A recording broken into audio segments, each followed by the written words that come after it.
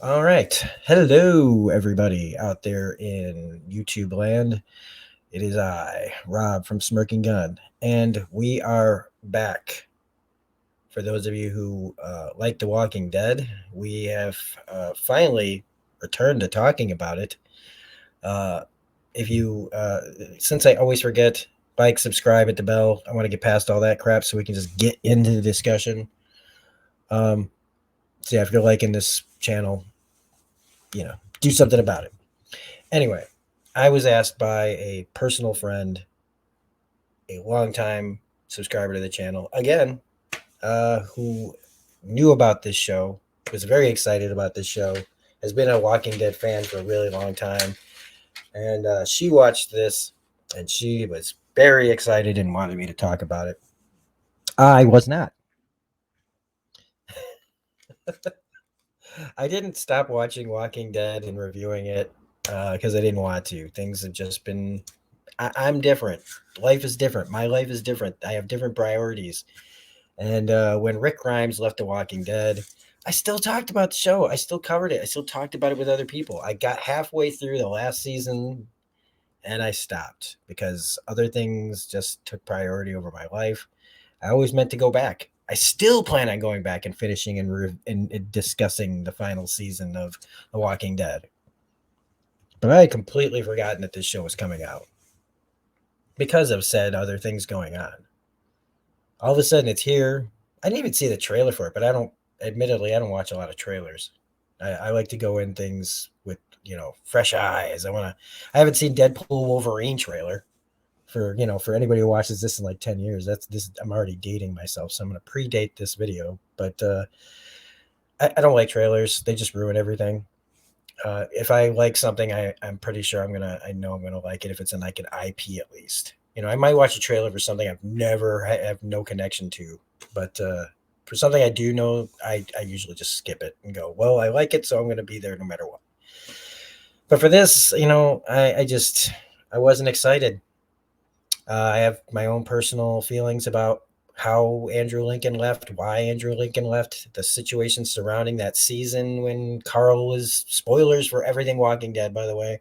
If you're not caught up in The Walking Dead, cover your ears. But when Carl died and the whole thing around Chandler Riggs's contract that was like extended and then ended, and all of a sudden Rick's decides to leave the show for a year and it turns into like practically 6. And all that time, it took too long. Like, it almost like the character himself is like in the show. He's like, I really tried, man. I tried to get back to you guys, but I couldn't.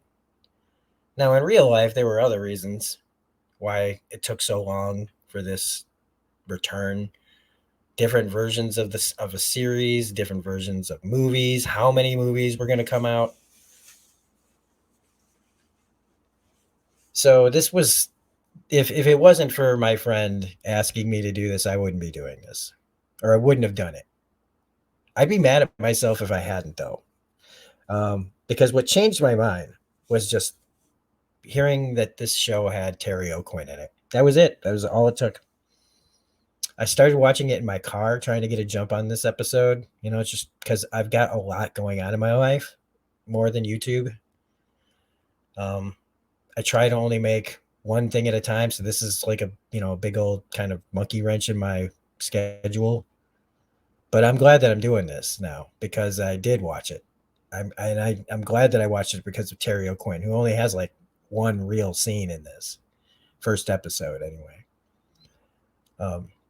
I'm glad that I had that reason too, because I'd have been disappointed in myself if I hadn't watched this. Not like when people tell me to watch shows like The Bear that I'm just not interested in because I don't want slice of life dramas that make me relive moments of my life that I don't really want to revisit, which is in that show's case, I don't really want to revisit the restaurant business world. I still have nightmares of all things of waiting tables and being in that business. It's not something I need to watch to go, yeah, that's right. They got it right. They nailed that. I love revisiting the horrors of that world.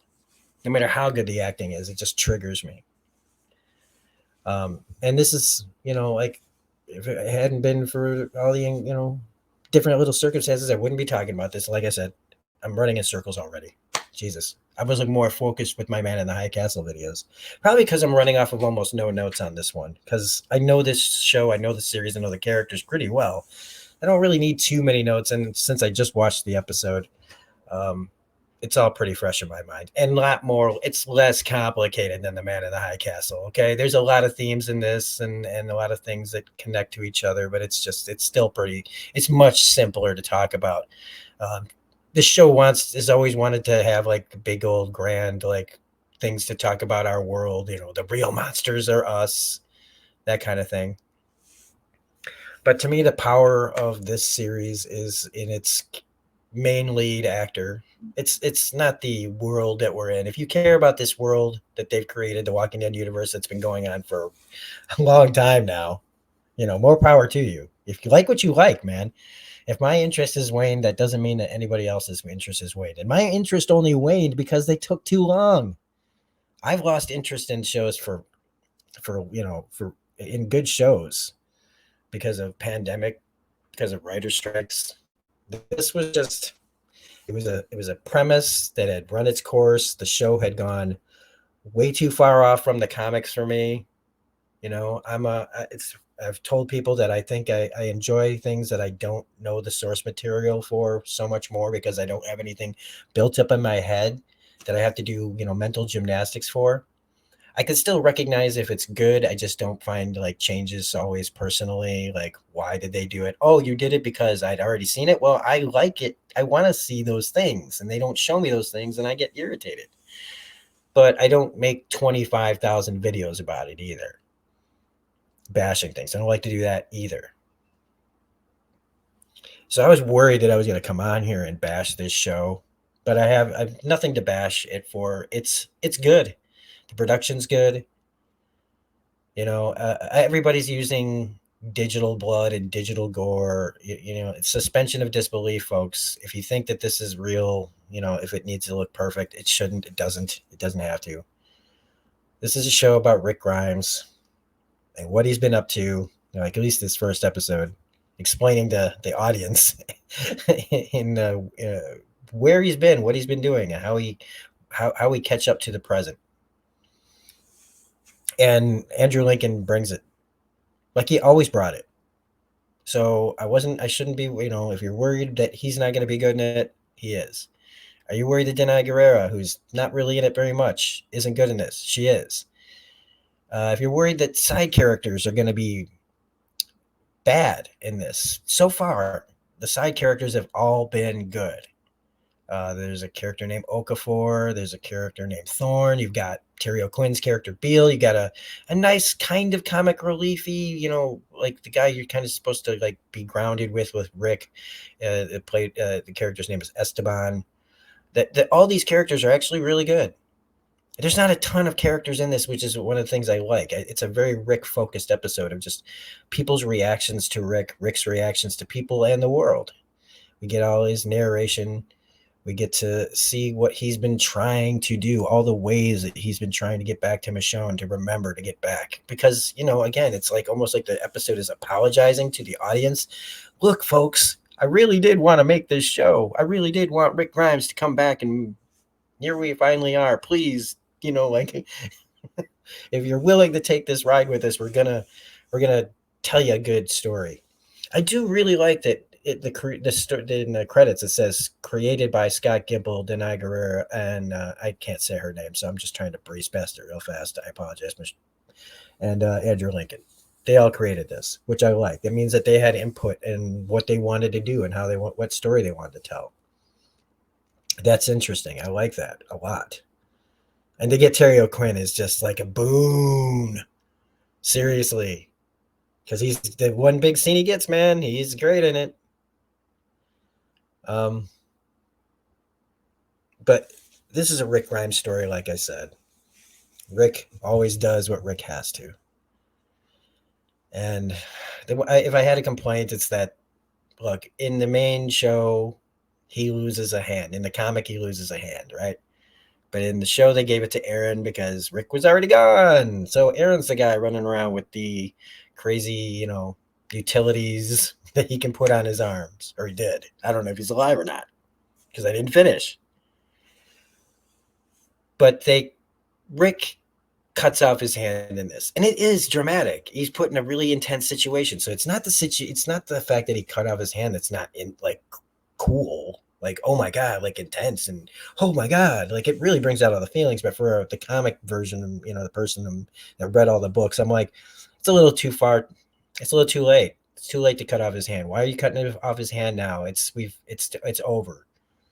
Now, is a hand with a like Assassin's Creed blade in it cool?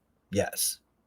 Personally, I just would have left the hand alone. We don't it's like they needed to show us what lengths Rick will go to get back to his people. So they went, well, this is our chance. This is our chance to cut off Rick's hand like we've been wanting to do. And Rick lost his hand in the comics like so fucking long ago. Like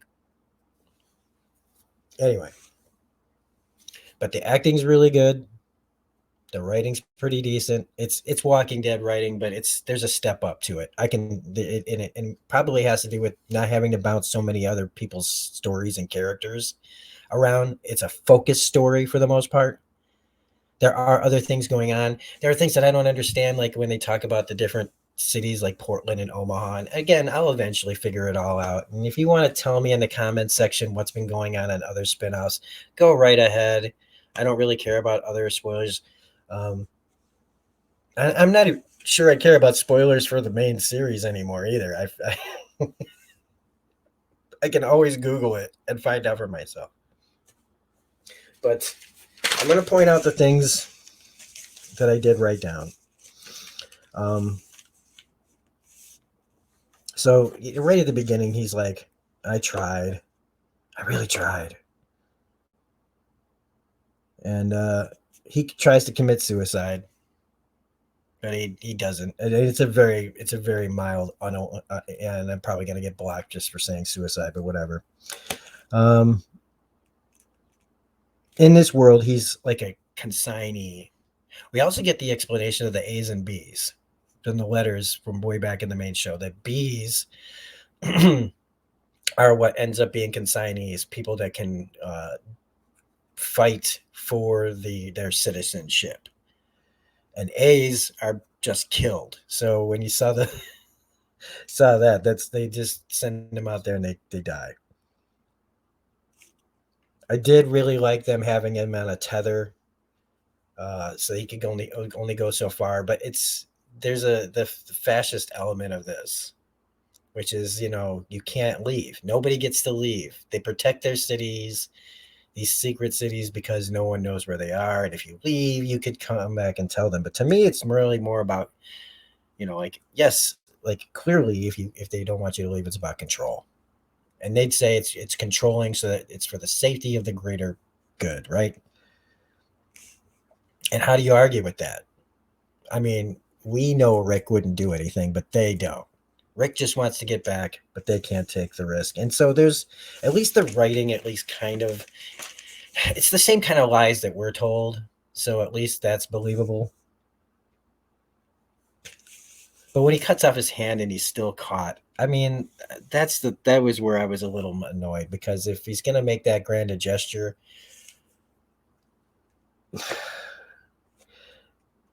I guess what it is that sometimes you do everything you can and you still lose. So it's still a really powerful event, but the person inside me that just really wants to be entertained by this just says he should have just cut his hand off at the end and then had it like exposed that like, oh my God, it's her. He cut it off and it's her. He's also having this recurring dream where he sees her He sees Michonne. They're flirty. It's him still remembering her. There's like the callback to the end where he says he's not remembering her, and then he does, and then she burns. So he just can't. He can't forget. Now Esteban, when they introduce him, and he's like, hey, I just worked like 6 years to get in, and I'm finally there. When somebody's that happy, immediately the flags go flying and say this guy's dead. But somehow he isn't. Somehow they let a character work towards something, get a goal, and succeed, and not just succeed, but he actually gets a promotion later. I mean, the character may still end up dead, but it's like one of the first times that they didn't really set up a character's like downfall, like immediate downfall from being too happy and content. That it didn't happen. So good job, Walking Dead writers. You saw a cliche and you didn't follow through on it. So I give them a big old thumbs up from that one. And the whole thing that's going on here is that this Okafor gentleman, who is really well at it's this guy. This guy's acting is really good. I like this actor. Unfortunately, spoilers, right? This guy dies at the end. I couldn't freaking believe it. But while we had him, holy shit. He's the guy that is like, he sees the value. He's done so many terrible things. He's the guy that bombed whole cities. He kills his wife. He tells Rick, I killed my wife because I believed in all this. He went that far, and now he's finally trying to do something better. He bombed the Marines that were going to blow up New York. And now he's working to change the CRM, or he was, because it needed to change. And he's trying to change it from within. And that's working against Terry O'Quinn's Major Beale, or Major General Beale. So there's a really interesting plot here. Now, it's undercut a little bit by what happens at the end, but it was a holy shit moment that I didn't see coming. So at least the episode also has that. I should have seen it coming, or at least if I saw it coming, but I didn't see it coming the way it did. And so kudos again to the show for making me look one way, looking for something, and then the way that they executed it, literally, was very well done. The scene with Beale, played by Terry O'Quinn, asking, just he's doing what a lot of people do. They ask you a lot of things before they ask you the thing that they actually want to ask you. Like a lot of times when I'm working, somebody comes up to me and just starts having a conversation with me, somebody I'd never know. And they're like, hey, how you doing? What's up? Hey, you like the changes around here, blah, blah, blah. And you're just waiting for the ask. It's like, you know what I mean? People come up to you like they have to do a song and dance instead of just asking you what they want to ask you. They feel like they have to like give you some sort of preamble to like, they can't just ask a question. They have to like make a connection before they ask a question. It's like, look, man, just ask me. You're going to ask me something like, yes, the large eggs are right here. No, the butter is over there. You don't have to tell me your life story before you do that. But that's what Beale's kind of doing here. He's going through all these like other conversational bits before he finally gets to the ask, which is there something else going on that Okafor is up to that I don't know, that he's kind of working against me? And I'm just going to, you don't have to answer. I'm just going to look you in the eyes, and just the acting by Terry O'Quinn in this is so good. I'm sorry. It's just I've been missing Terry a lot.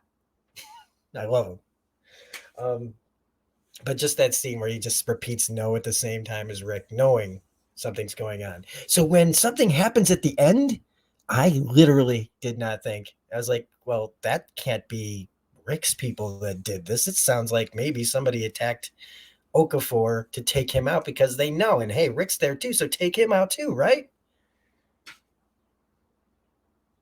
There's also, but I'm getting ahead because like he also tries to escape. He gets Esteban to tell him how to get out through the sewers, and he's almost there. He's got I was so excited for this scene. The tanker truck right there. He throws the distractors in. He's got a grenade. He's gonna blow the whole fucking thing up. He's gonna cover up his own death. And it's We don't get that because a kid shows up out of nowhere. And I was like, yeah, fucking kid. And you find out her story, and I could care less. Oh, and I don't mean like it's not sad or anything. It's just like it's another thing to get in the way of Rick escaping. And it was like they pulled a rug out from under us again. And I should be mad. And I am a little bit. Because I really wanted to see that tanker truck explode. Okay. Sometimes even I, who really love character and dialogue, do like explosions when they really would be cool.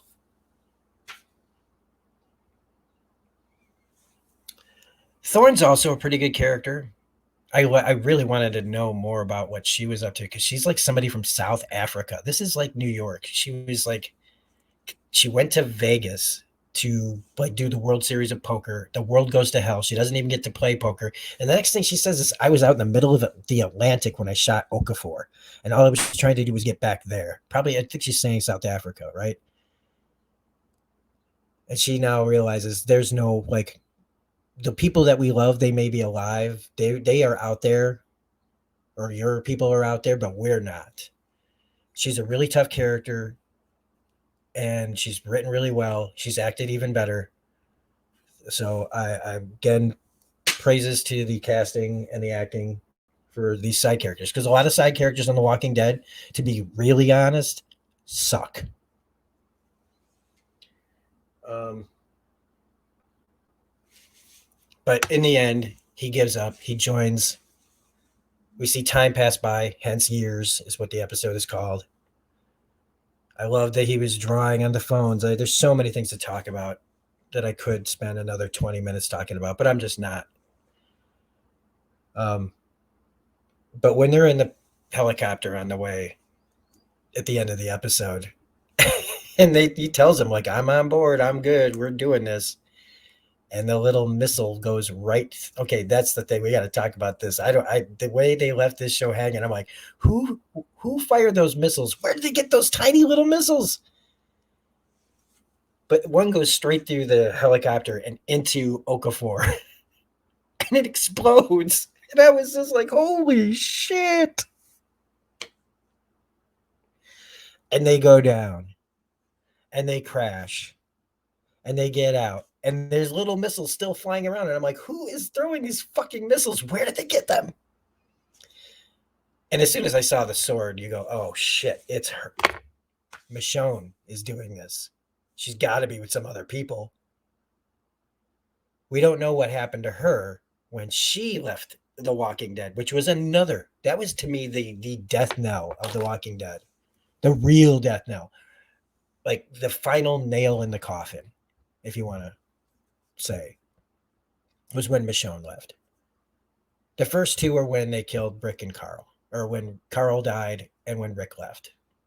There used to be a time when it was said, if you kill Carol, if you kill Daryl, we riot. Now it was just like, please let this show be, please end this show soon and with some dignity. But here we are, all these years later, we're getting this Rick show, and it's worth checking out.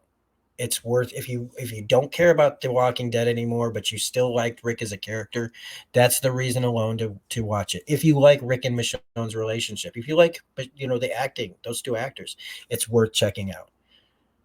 There's so many reasons to actually watch this show, so that even if you got tired of the old Walking Dead show, I highly recommend checking this out at least.